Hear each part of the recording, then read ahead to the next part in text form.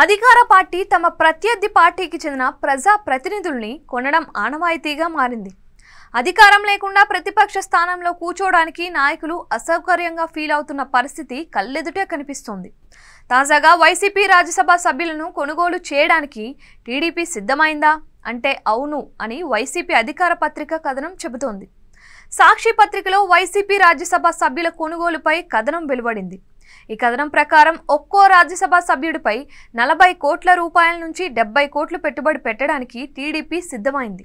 తమతో టీడీపీ టచ్లోకి వచ్చిన విషయాన్ని వైఎస్ జగన్ దృష్టికి వైసీపీ ఎంపీలు తీసుకువెళ్లారని సమాచారం.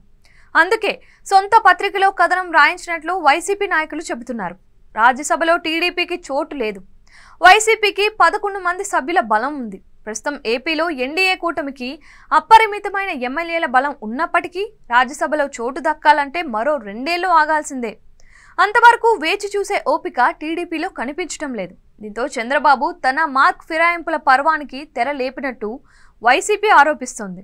అయితే టీడీపీ వైపు చూస్తున్న వైసీపీ రాజ్యసభ సభ్యులు ఎవరు అనేది చర్చనీయాంశమైంది.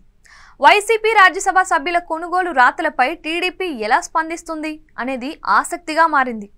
వైసీపీ రాజ్యసభ సభ్యుల్లో 2-3 మినహాయిస్తే అందరికీ జగన్ ఫ్రీగానే అవకాశం ఇచ్చారని సమాచారం. ప్రస్తుతానికి టీడీపీలో చేరే ఎంపీలెవరూ లేరని తెలుస్తోంది. అయితే ప్రలోభాలకు గురై టీడీపీ వైపు వెళితే వైసీపీ చేయగలిగేది ఏమీ లేదు.